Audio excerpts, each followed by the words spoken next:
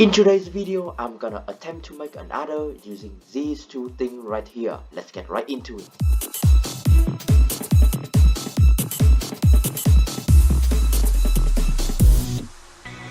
So, where do we start? Well, first we need to understand what is an adder, and then we can make it using Sculk sensor.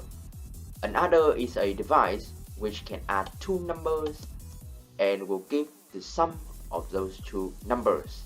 This right here is a full adder, and here is a fully working adder using redstone. If we just add two numbers, let's say 1 plus 3, we'll get 4 in binaries, which is 0, 0, 1, 0, 0, 4 in binary. Or if we want to add something bigger, let's say 4 plus 2, we'll get 6, 0, 0, 1, 1, 0.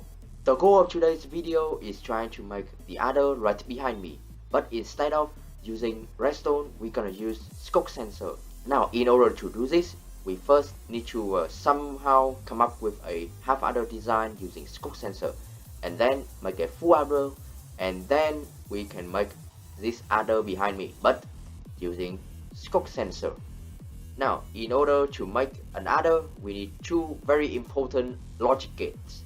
We need an AND gate and we need an XOR gate. Here are the two logic gates. This is an AND gate. An AND gate only gives out an output when all of the inputs are on. And for an XOR gate, it only gives out an input when there is only one input. If there are two inputs, there will be no output.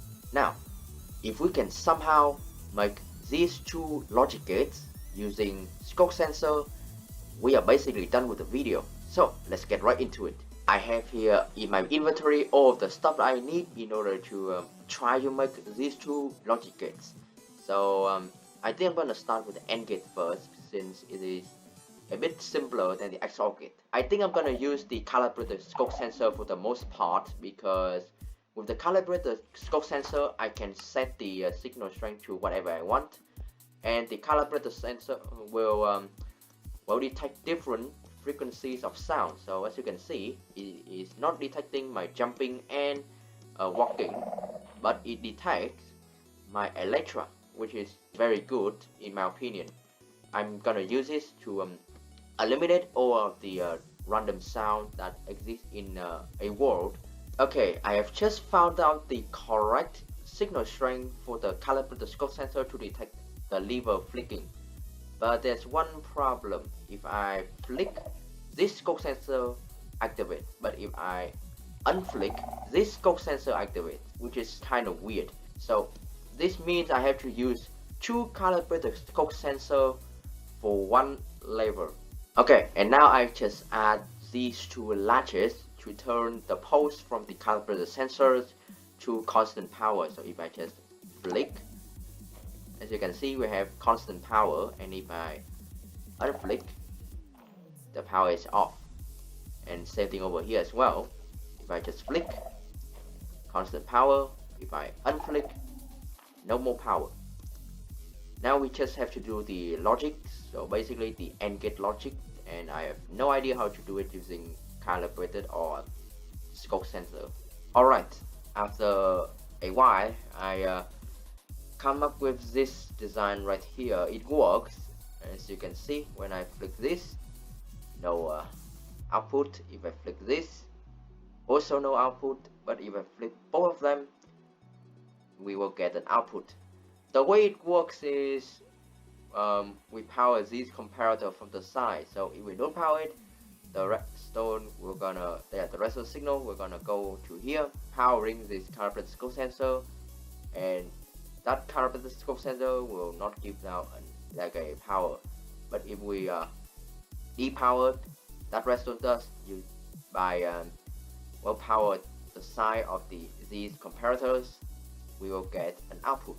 And yes, you can see these repeaters and dust right here are a way for me to turn the pulse from the calibrated Sculk sensor into a constant power. So yeah, that's basically the AND gate. but I want to make this smaller, and I think I can. So give me a moment. I will gonna try to make this smaller. Okay, I have here a significantly smaller version. As you can see, it still works. So if I do this, no output. If I do this, no output. But if I flick both of them, we'll get an output. It works just like before, but I just trimmed down all of the redstone, and yeah, as you can see, it looks significantly more interesting and also much more compact. So I can put it inside like the other, and it doesn't look super huge.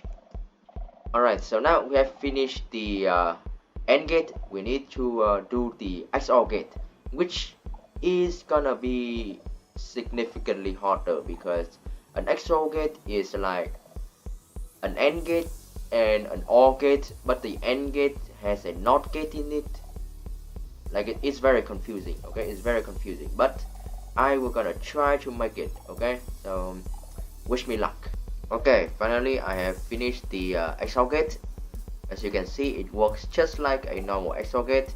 If I select an input, we get an output. If we select this input, we also get an output. But if we select both inputs, we don't get an output. That is exactly what an XOR gate does. So over here is a very standard XOR gate. Yeah, if we flick an input, we get an output. We give an input, we have an output. If we give both inputs, we don't get any output. So yeah, now we have both the AND gate and the XOR gate. We can finally do the adder. In order to make an adder, we first need to make a half adder, and then we make a full adder, and after that a fully functioning adder like the one behind me. So yeah, let's make a half adder first using this very weird AND gate and XOR gate. Alright, after a long while, I managed to get the half adder done. So this is a half adder. If I enter number like the first digit, we'll get the sum.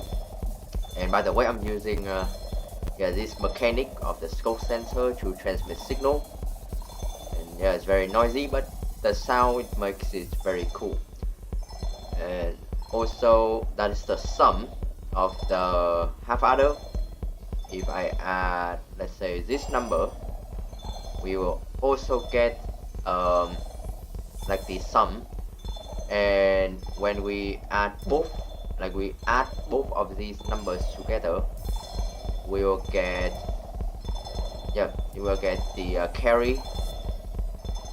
So yeah, it's very messy as you can see, but yeah, we are halfway done. So now we just have to replicate this a second time over here, then connect it together, and we will get a full adder. After that, we can stack these next to each other, and we will get a fully functional adder using Sculk sensor.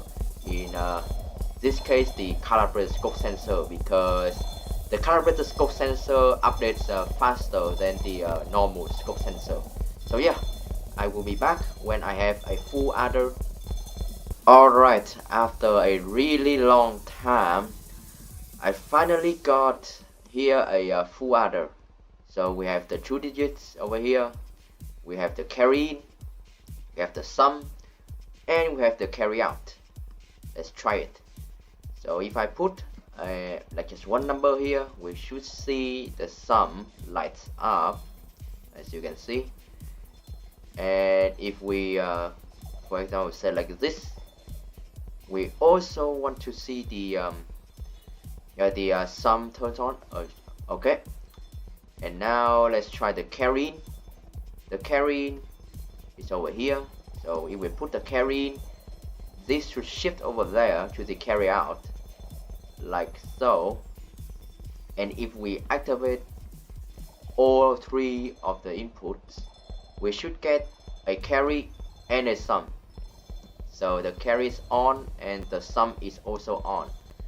So yeah, this is the full adder.